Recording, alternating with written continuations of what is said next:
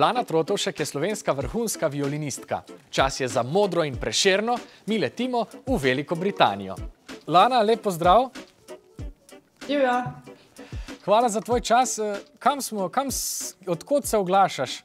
Evo, zdajle sem v Londonu, v svojem stanovanju in tukaj živim že 15 let, odkar sem prenehala študijum. Tukaj sem študirala.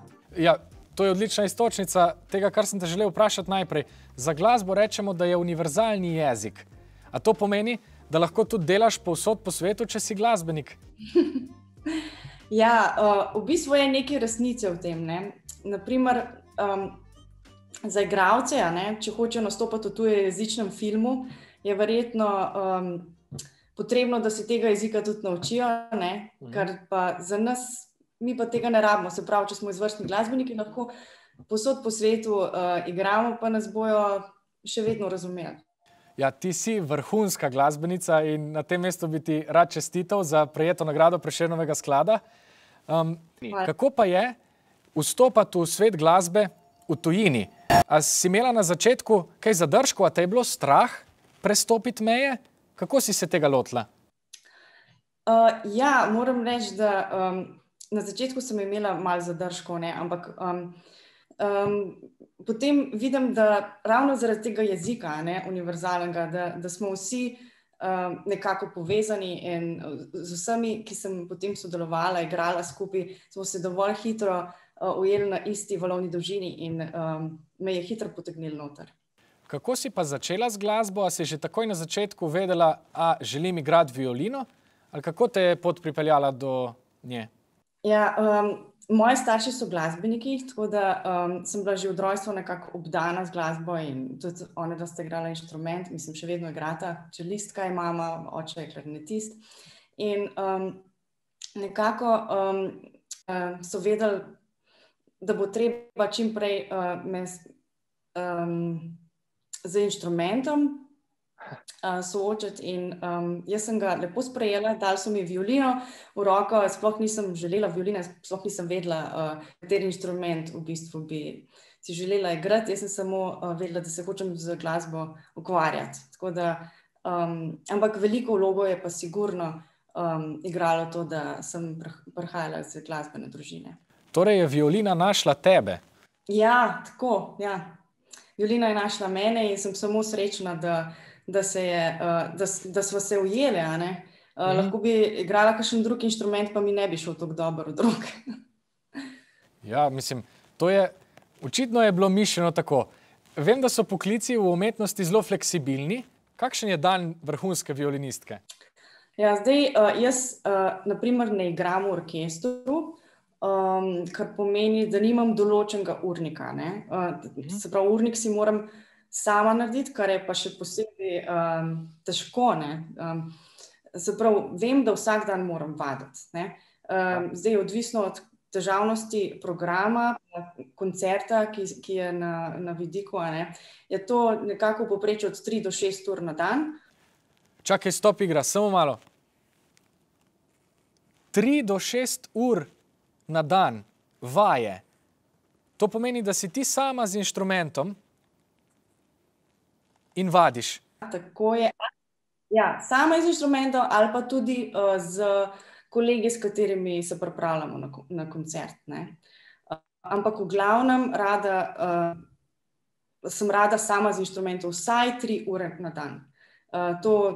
To kot nujno, Tudi če nimam nobenega koncerta, je za vzdrževanje kondicije in svojega nivoja potrebno toliko igrati na dan. Noro. Mislim, ne, logično, Saj potem se pa rezultati gotovo poznajo. Sem te pa prekinil, hotela si povedati še, kaj je sicer, poleg vaje še del tvojega delovnika ali pa urnika? Ja, potem pa še poučujem na glasbenem koledžu Trinity Laban v Greenwichu. To je pa 20 minut od mene stran. In tudi tukaj, zato ker so študentje in so individualne ure, se lahko zmenimo, kdaj bomo imeli določene ure. Tako da to je tudi bolj fleksibilno. Tako da moj dan, vsak dan gleda malo drugačen od prejšnjega. V bistvu si sama svoja šefica. Ja, tako je. Eno neumno vprašanje se mi je porodilo medtem, ko si to govorila. Igralce velikokrat sprašujejo, kako si zapomnijo vso besedilo. Kaj pa glasbenica? Recimo koncerte, ki jih izvajaš, a znaš vse te note na pamet, ali imaš res močan pregled vsega tega materiala? Kako izvajaš glasbo? Ja, za vsako izvajanje na pamet se je treba res lotiti posebenega načina učenja na pamet. Zdaj ne moreš kar stran vzeti note in boš kar znal na pamet. Se pravi, jaz imam 4 vrste spominov, na katere se lahko uprem. Ta prvi je vizualni spomin, se pravi, si predstavljam notni zapis pred sabo. Potem je motorični, se pravi, prsti imajo nekako en spomin po nekem velikem času ponavljanja enega gibanja, si zapomnijo, kam morajo iti. Potem je tretji spomin, ki je slušni, se pravi, se osredotočam na melodijo, pa si zapomnim, kako gre. Četrti je pa potem interpretacijski, se pravi, si poskušam dati nekaj iztočnice, naprimer različni občutki, kaj hočem izraziti na določenih mestih v neki skladbi. V glavnem je tako, da več, ko se ukvarjamo z neko skladbo, bolj si jo lahko na pamet potem zapomnimo. Kje pa bi rekla, da je prostor svobode? Kako vse se izražaš z violino? Ja, jaz poskušam najbolj se postaviti v vlogo skladatelja, kaj si je on takrat zamislil, ko je to skladbo napisal. Mogoče, ful me zanima tudi življenje skladatelja samega, v kakšnem okolju je odraščal, kaj se je takrat dogajalo. No in vse to skupaj potem poskušam zakrožiti v eno zgodbo, medtem pa tudi svoje občutke zraven dajemo. Se mi zdi, da je najbolj pomembno, da ne igramo samo not, ampak da predstavimo zgodbo poslušalcem. A imaš kakšno skladbo, ki je zate sanjska?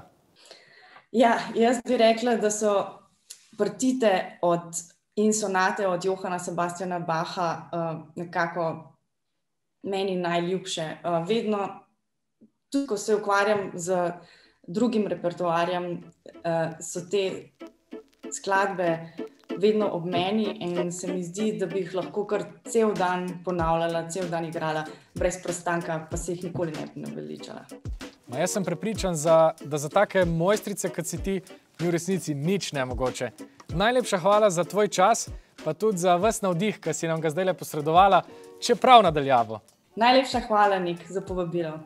Ja, lepo se imej, mahamo iz Kranja. Matjaž Ivanišin je večkrat nagrajeni filmski režiser, zato me prav zanima, kako se znajde pred kamerami. V Modro in Prešerno bomo skupaj raziskali njegovo filmsko ustvarjanje. Matjaž, lepo pozdravljen. Zdrav. Glede na to, da sva zdaj na spletu, oziroma da sva v videu, me zanima, kaj je po tvojem, če je, razlika med videom pa med filmom. Rekel bi, da to, kar zdaj mi da počneva, da je še zmeraj ena informacija o tem dogodku, ki ga zdaj imava. Se pravi, ta najin pogovor je lahko zdaj bolj zanimiv, manj zanimiv, morda popolnoma dolgočasen, ampak še vedno je to nek dokument najinega tega trenutka. Rekel bi pa, da pri filmu pa, da je ta informativna raven en nivo, ampak da se trudi pa tudi film kopati še globlje in dosegati nekaj, kar je onkraj samega dokumenta ali pa onkraj faktov. Kje pa je v tem smislu potem ločnica med dokumentarnim filmom pa recimo med igranimi filmi? Se mi zdi, da je glavna razlika je, da v dokumentarnem filmu ponavadi ljudje, ki so pred kamero, predstavljajo sami sebe. V igranem filmu pa ponavadi ne. Ko se kot režiser lotiš recimo dokumentarnega filma ali pa igranega filma, a je ta proces dela drugačen ali je zelo podoben? Ponavadi je pač v dokumentarnem filmu ena specifika, ker nikoli ne veš pravzaprav, kaj te čaka, kam se podajaš. Ti se podaš na eno pot, na eno avanturo, z enim občutkom ali pa z eno vero, da se tam nekaj, kar tebe zanima, skriva, ali pa da je tam nekaj, kar tebe vznemirja, ali pa ne veš pa točno, kam te bo ta pot peljala, kam bo ta zgodba šla. V igranem filmu pa ponavadi ti imaš določeno strukturo vnaprej zastavljeno, pripravljeno in na nek način poskušaš čim bolj natančno to strukturo tudi speljati. Rekel bi, da se tudi ta ločnica se dostikrat lahko tudi briše med igranim in dokumentarnim. In pravzaprav mešanje dokumentarnega in fikcijskega je mogoče celo to, kar mene tudi najbolj zanima. No. Ja, nagrado Prešernovega sklada si dobil za film Oroslan, za kar ti še enkrat iskreno čestitam. In čeprav razumem, v bistvu si se tukaj poigral z dokumentarističnim pristopom v igranem filmu, pa seveda s pripovedovanjem zgodbe, a ne? Ja, za ta konkreten film smo začeli pravzaprav pri eni zgodbi, ki je bila pisana kot posledica dogodkov, kot so se dogajali v resnici. Potem, ko smo pa mi to zgodbo prenesli v eno drugo okolje, kjer smo dejansko to zgodbo snemali, sem jaz obravnaval kot fikcijo, ampak hkrati s pomočjo tega novega okolja nazaj vnašal dokumentarne elemente tega popolnoma novega okolja. Tako da sem na nek način šel en krog preko fikcije spet malce nazaj v dokumentarno. Jaz sem se zgubil. Se pravi, če te prav razumem, si vzel zgodbo, lahko kar konkretizirava v bistvu zgodbo o človeku, ki je umrl, oziroma o dogodkih, ki so se zgodili potem. Človeku, ki je po smrti ostajal v zgodbah ljudi, a ne? Tako. To je bila zgodba, ki je bila napisana. Tako. Ti si jo pa vzel in kaj si naredil z njo? Jaz sem pa pravzaprav sem vzel to zgodbo, ki se je dogajala v okolici Tolmina. Jaz sem jo pa vzel in sem jo prenesel na čist drug konec Slovenije, čez mejo, v bistvu med porabske Slovence, in sem na nek način tam s porabskimi Slovenci to zgodbo ponovno odkrival, snemal to zgodbo, ampak hkrati sem se zavedal, da če postavim to zgodbo v novo okolje, da moram ena vrata pustiti tudi za zgodbe iz tega novega okolja, da prodrejo v film. Ja, v bistvu malo čarovnije.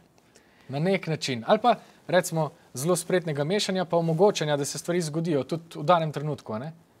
Tisto, kar mene zanima, je pravzaprav ravno to ustvarjanje na nek način pogojev ali pa situacije, da se nekaj lahko zgodi. Daj mi povej, kaj so filmska izrazna sredstva, s čim ti vse kot filmski režiser lahko gradiš? Ali pa recimo tudi film nasploh, ne samo kot režiser. S čim vse film operira? Ja, operira načeloma z zvokom in sliko. To je to, kar mi je na voljo. Imam dve fantastični napravi. Eno je kamera, ki beleži situacije take, kot so. Hkrati pa imam občutek, da je sposobna ta mehanika na nek način čudezno zabeležiti nekaj tudi, kar ni nujno vidno v sami sliki. In zvok po eni strani pa je še bolj zanimiva stvar in bi rekel, da ponuja neskončne možnosti, ker se mi zdi, da je to naše uho pravzaprav še na nek način kompleksnejše od očesa. Midva zdaj poskušava skozi najin pogovor pravzaprav ubesediti neke stvari. Film kot tak pa poskuša se pravi s pomočjo zvoka in slike tudi onkraj besed. Ja, prenašati neizrekljivo. To, česar ne moreva midva zdaj obesediti, čeprav se trudiva pa mečeva vse ude okrog teh izrazov, tega ne moreva prenesti na ta način, ne? Tako, ampak če bi nekdo zdaj recimo pa snemal dokumentarni film o tebi, recimo, pa bi se mu zdelo, da to, kar midva zdaj počneva, tudi nekaj bistvenega o tebi pove, oziroma da je lahko del filma, je pa spet tudi ta ta trenutek lahko del filma. Ne pravim, da midva zdaj ni nujno, da sva izven filma. Jaz mislim, da je tole bolj dokumentarni film v tebi, zato ker si me prepričal, da pustim ta izhodišča, ki sem imel pripravljen za ta pogovor, in si me v bistvu s svojim prvim razmišljanjem prepričal to, da ja, slediva temu, kar se zdaj dogaja, in vidim, zakaj je to vznemirljivo in zanimivo. Ja, meni se zdi, da je pravzaprav izjemno zanimivo, vsaj zame, če imam seveda dovolj jasen razlog za to, da se podam na neko avanturo, recimo, ki jo pač samo nastajanje filma zame predstavlja.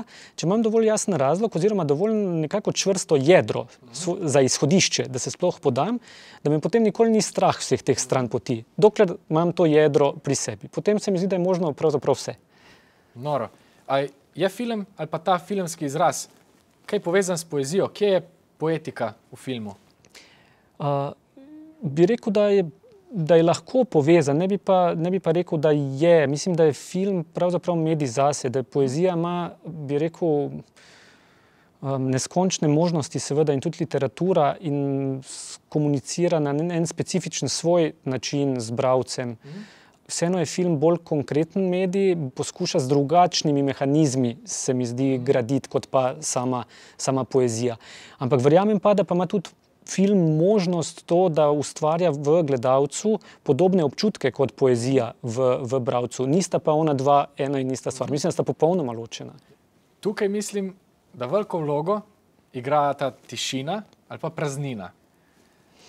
Ja, pravzaprav meni so so ljube stvari ali pa so mi ljubi tisti filmi, ki na nek način tudi meni kot gledalcu puščajo dovolj prostora teh, bi rekel, kot enih praznih mest, katera jaz polnim z nekimi podobami, ki jih nosim v sebi in jih jaz prinesem k ogledu. Se pravi, da se srečava nekje. To je meni najljubše. Katere filme si pa rad gledal, recimo v mladosti, se spomniš kakšnega?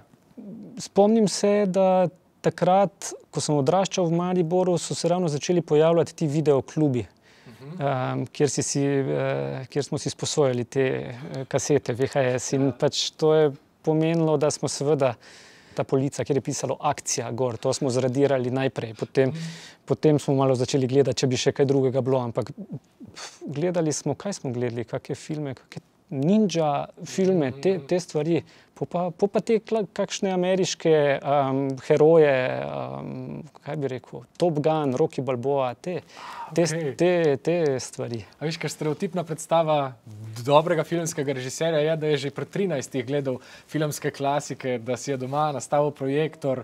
Mene je bolj šport zanimal, no. Do srednje šole me je zanimal bolj šport ko film. Ja, potem mislim, da sem kako klasiko prvič videl pravzaprav v srednji šoli. Pa še to v bistvu je imel en od očeta, v bistvu prijatelj je imel tako eno domačo videoteko, kjer so bili filmi, ki jih tudi nisi mogel dobiti seveda v videoklubu. In se spomnim, da sem bil enkrat pri njemu in da mi je on rekel, zdaj si pa ti lahko izbereš, če bi si kaj odnesel za pogledati domov. In meni se je zdelo sijajno, sem bral vse tiste naslove, ki so bili napisani in v bistvu so me ženska imena v bistvu zavedla.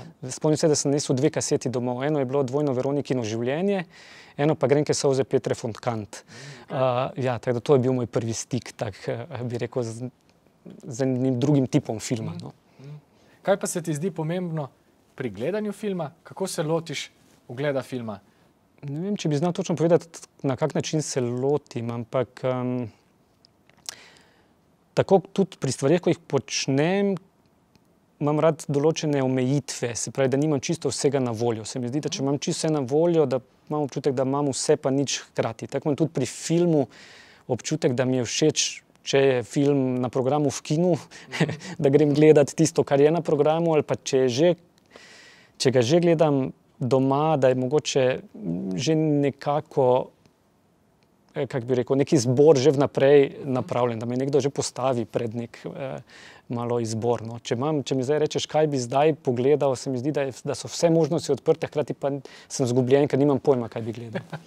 Ja, treba se je prepustiti trenutku, kot si rekel, pa pač izbrati, kar je. Tako, na nek način, ja. Matjaž, danes si me prepričal, da je film v bistvu res, zdaj vidim, kje film daje prostor gledalcu, no? In to vabilo filma gledalcu se mi zdi nekaj neverjetnega, pa v bistvu zelo lepega. En dialog z nečim, kar je v bistvu v tistem trenutku mrtvo. Je pa bilo posneto in življenje je bilo ohranjeno, ampak vidim, zdaj razumem, da me lahko to tudi vabi. In mislim, da je dobro, če bi zaključila z malo tišine. Res ti najlepša hvala. Hvala tebi. Zdaj bo pa videla, kaj se bo zgodilo. Velja.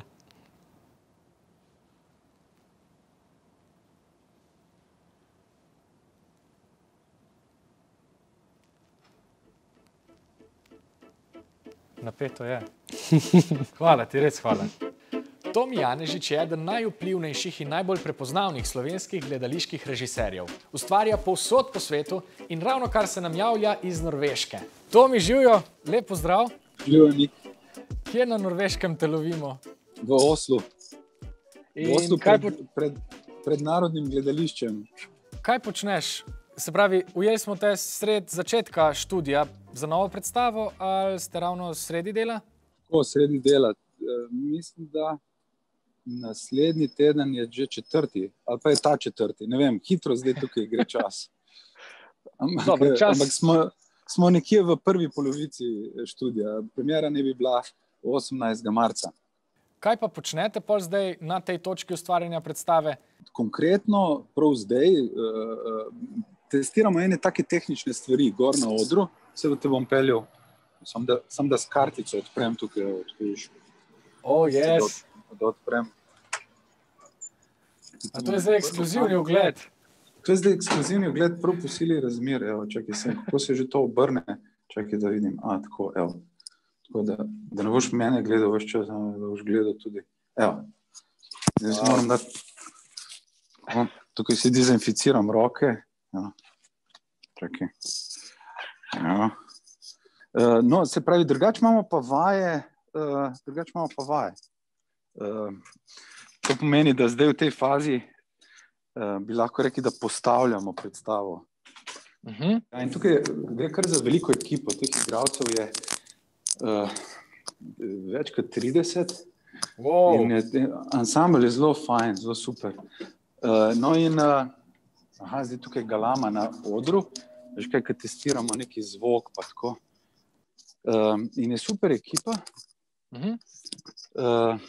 ampak je pa to seveda tudi izziv v teh okoliščinah. Evo, to je teater. Malo se je zarosil verjetno ekran, zaradi tega, ker je odzunaj tak mraz. Ekran je ganjen. Ja. Tukaj je postavljena ena kamera, ker nekaj testiramo zdaj tudi zaradi tega streaminga. In tukaj zna biti nekdo, ki ga ti poznaš. Jaz mislim, da Tjašo poznaš že. Tjaša je drugače tudi režiserka. Čau, Tjaša! Ja, živijo! Čau, živijo. No, tam je pa, zdaj slišiš to galamo, viš, tako zgleda v gledališču, ko se testira zvok. In tam je še nekdo. A lahko sem sekundo? Nina! Evo, ti... Nik, to si ti! Evo, tukaj imaš slušalko, ali? Staj! Jo! Kako je? Se snema. Vse se snema. Glej, preizkušamo base, ravno kar. Tako da, viš, da to najraje delam. Ajde, pozdravljam te. Kdo smo je, čau. To je pa Nik, to je pa Mateja, vidiš? Čau, živijo. Čau, Teja. Ona se ukvarja, ona je drugače dizajnerka zvoka, pa kompozitorka, pa tako naprej. Pa noro, zdaj si nam pokazal že lep del ekipe. Tako, ja. Kam gremo zdaj? Pa še ne bi prišli. Lahko speljem mogoče tukaj v foje. To gledališče je bilo drugače. Malo je temno tukaj. Da vidim, če bom najdel kakšno kaj zanimivega. To gledališče je seveda strašno zanimivo. Bilo zgrajeno 1899 in tukaj je ključno ime, recimo seveda Ibsen, to je eno ime, njegov kip je tudi seveda pred vhodom. Drugo, viš, tukaj so zaprta vrata, tako da ne bo šlo. No, ampak drugo ključno ime in je njegov kip tudi pred vhodom, je pa Bjørnson. No, in tega gospoda, dve igri tega gospoda, ki sem jih jaz adaptiral, v bistvu tukaj tudi uprizarjamo. Ampak zdaj mogoče čakaj, da najdem spet pot nazaj. Evo. Vrhunsko, nisem niti vedel, kje smo, samo eno temno sliko smo gledali. Ja, tako je velikokrat v gledališču, kot veš, da se. Ampak mogoče speljem rajši kot tukaj po hodnikih, ker so ena vrata zaprta in tako naprej. To je kar veliko gledališče. Evo, tako da v bistvu to, kar mi pripravljamo, v bistvu se še kako nanaša na to, na nek stari čas. Ta dva teksta sta bila napisana konc 19. stoletja, ampak sta neverjetno odzvanjata v današnjem času. Sta zelo aktualna. In recimo, ti, če te prav razumem, seveda, kar boj, prosti. Ne, recimo, če sam povem, da se zgodi teroristični napad, recimo, ne, ali pa da je govora o vseh teh vprašanjih ekonomskih, političnih, ki so recimo danes lahko zelo aktualna. Evo ga, tukaj zdaj stojim točno pred gospodom Bjørnsonom. Bjørnson, evo, to je ta National Theatre. In tukaj, evo, na drugi strani je pa ta njegov sopotnik, ona dva sta bila hkrati kolega in prijatelja, hkrati sta pa nekako zmeri malo tudi... zmotil sem se, evo, to je Bjørnson. To je Bjørnson in poglej, kako Bjørnson stoji, ne? Bjørnson je v gledališču drugače malo pozabljen, ne? Tist je pa Ibsen in Ibsen v bistvu stoji popolnoma drugače. Bistveno bolj skromno stoji. kot Björnsson. Björnsson je drugač bil tako angažiran možakar. Ja, Ibsen pa bolj tako nekak sam zase. Ampak je Ibsen postal bistveno večja ikona v gledališču kot Ibsen, kot Björnsson. Björnsson pa drugač tudi Nobelovc. Aha. Mislim, Nobelov nagrado za literaturo je dobro. Evo, to je gledališče, tukaj je park, tukaj je ta en tak trg. To gledališče je v samem centru. Evo. Ti si pa torej vzel ti dve besedili in iz njih delaš novo predstavo. Mislim, delate. Ja, dve besedili zaradi tega, ker te dve besedili je on napisal v razmaku 12 let in imata v bistvu isti naslov. In je na nek način nekaj zelo posebnega, da zgodba se nadaljuje in sta dve igri, ki sta povezani, ker se eni isti liki pojavljajo v obeh. In tako da v bistvu sicer se zelo dolgo ta dva teksta nista uprizarjala, lahko se uprizarjata ločeno, ampak je pa nekaj strašno vznemirljivega, ko se povežeta v bistvu. A bi lahko rekel, da je tudi tvoje delo, recimo gledališkega režiserja, na nek način povezovanje? Tako večino časa zdaj, ko govoriš v bistvu, govoriš o ogromno različnih stvareh, pa povezovanju le teh. Kaj je tvoje delo čez cel proces ustvarjanja gledališke predstave? Kaj je vloga režiserja? Mislim, vloga režiserja ni samo ena, ampak seveda, ja, povezovanje je sigurno. Povezovanje ljudi. Gledališče je, za razliko od drugih umetnosti, je tako kot jaz razumem, kolektivna umetnost, skupinska umetnost. Se pravi, je v bistvu ne ustvarjaš tako, kot ustvarja recimo en pisatelj ali pa pesnik ali pa slikar, ki ustvarja sam, ali pa skladatelj recimo. Ampak je ključno sodelovanje. To pomeni, da je pomembno, se mi zdi, poslušati, hkrati inspirirati in biti inspiriran. In mogoče je v zvezi s tem tudi, da je to povezano tudi z vlogo režiserja. Ja, sem prepričan, mislim, ziher. Ti to gotovo veš. Kaj pa bi rekel, kdaj je predstava na odru, ko jo gledamo, vznemirljiva? Kdaj me kot gledalca potegne noter? Ja, mislim, ko je o nečem, ne? Mislim, se pravi, ko povezano je sigurno z več stvarmi. Povezano je zakaj. Prvo vprašanje se mi zdi, je zakaj nekaj, v imenu česa nekaj počneš, zakaj se poslužiš odra, zakaj želim poklicati, povabiti na stotine ljudi na kup. Nek razlog mora, bolj kot je tehten ta razlog, večja je možnost, da se bo v tem, ko smo zbrali skupaj, nekaj zgodilo. Ne? In to, drugač pa, če se ustvarja predstava z mislijo na to, kako jo percipira gledalec, se začneš igrati z njegovimi predvidevanji, z njegovo radovednostjo.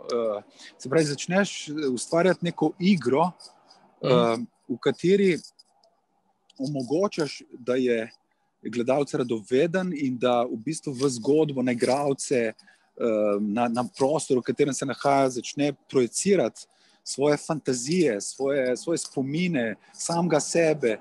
In to je tisto, ta proces, ki se sproži v posamezniku, pa tudi v celi skupini, skupnosti, ki je tam prisotna. Po moje je to, čemur pravimo, da si potem padel noter. Padeš noter, ko te nekaj zaintrigira in ko začneš investirati svoje lastne misli, ko se začneš opredeljevati do tega, kar se dogaja, ko te nekaj intrigira, angažira v vseh pogledih, miselno, čustveno in tako naprej, ko te vznemirja prisotnost nečesa. In ta komunikacija v gledališču se mi zdi, lahko poteka na zelo različnih ravneh.